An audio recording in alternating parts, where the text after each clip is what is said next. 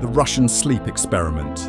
In the late 1940s, during a time when Soviet scientific research was hidden behind sealed doors and classified files, a quiet experiment was approved under conditions that would never be permitted today.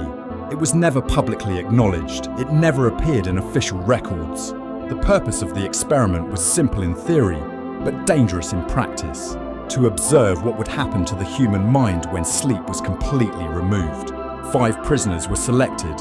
All were political dissidents, men considered expendable by the state. Each was offered the same agreement: remain awake for 15 consecutive days and you will be released as a free man. No restraints would be used, no physical punishment would be applied, no stimulants would be administered, only observation. The prisoners were escorted into a sealed chamber designed to be completely airtight. Inside were basic necessities: metal framed beds, running water, a toilet, and shelves stocked with food, to last well beyond 2 weeks. The room appeared almost comfortable. That was intentional. The only unusual element was a chemical gas slowly released into the chamber. It was odorless and invisible, an experimental compound believed to prevent sleep, without causing immediate physical damage to the body. There were no cameras inside the room. Instead, microphones lined the walls to capture sound.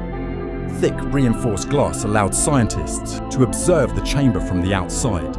Once the steel door was sealed, it could not be opened again, without ending the experiment entirely. The first day passed quietly. The men explored the room. They tested the beds. They examined the glass and joked about being watched. Their voices were calm. Their movements were relaxed. On the second day, the conversations became more personal. They spoke about their families, their regrets, their hopes for life after release. Vital signs were recorded as stable. By the third day, one scientist noted a subtle change. But none of them closed their eyes for more than a few seconds. When they did, they jolted awake almost immediately. No one mentioned it. By the 4th day, the men began losing track of time. They asked repeatedly what day it was. Arguments broke out over how long they had already been inside the chamber. One subject insisted it was still the 2nd day. Another claimed it had been more than a week. The clocks inside the room were removed. On the 5th day, the pacing began. One man walked the perimeter of the chamber in slow, deliberate steps. At first, the scientists assumed it was boredom, but he did not stop. He walked for hours. He followed the same path, stepped over the same cracks in the floor. When he finally paused, it was only to drink water before resuming. One subject was speaking quietly to himself, repeating the same sentence over and over. The audio was too faint to understand clearly, but the tone was calm, almost reassuring. By the 6th day, exhaustion was visible. The men's faces appeared thinner. Their skin had grown pale and tight. Their eyes were bloodshot and unfocused. When they spoke, their words slurred slightly, as if their mouths were struggling to keep up with their thoughts. By the end of the 6th day, the scientists noticed something more disturbing. The men had stopped reacting to the room itself. Bright lights caused no discomfort. Sudden noises produced no response. Even when the steel door vibrated slightly from pressure changes, none of the subjects looked up. It was as if the chamber no longer existed to them. Their behaviour also began to synchronize.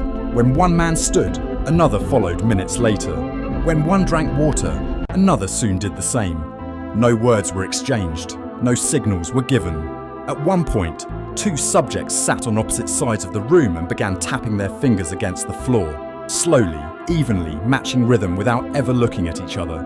The microphones recorded the sound for over an hour. A senior scientist wrote a single line in his logbook: "Sleep deprivation is no longer the primary variable."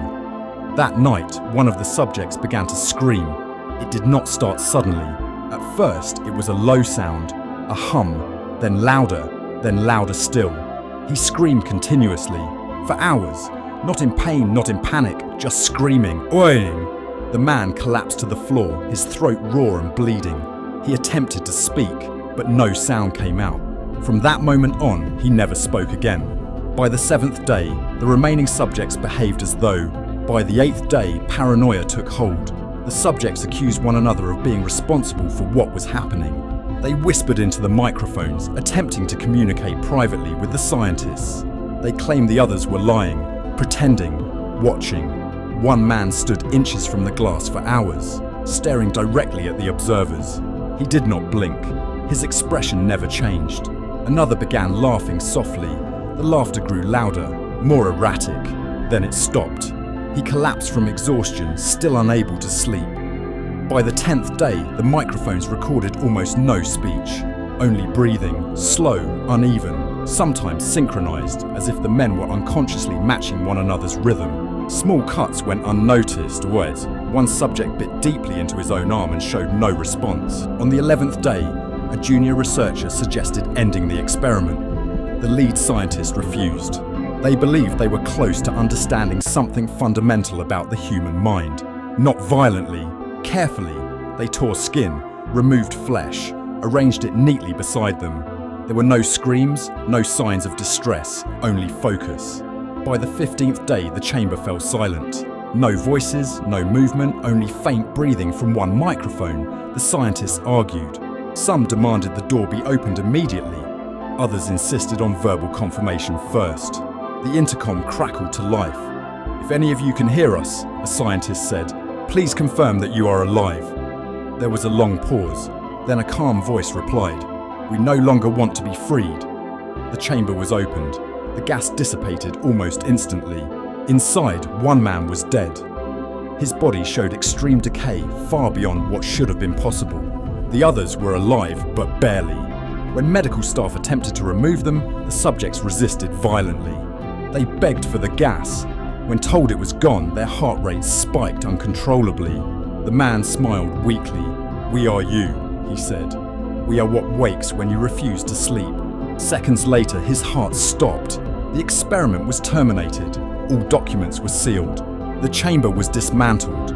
Several researchers requested reassignment. One resigned without explanation.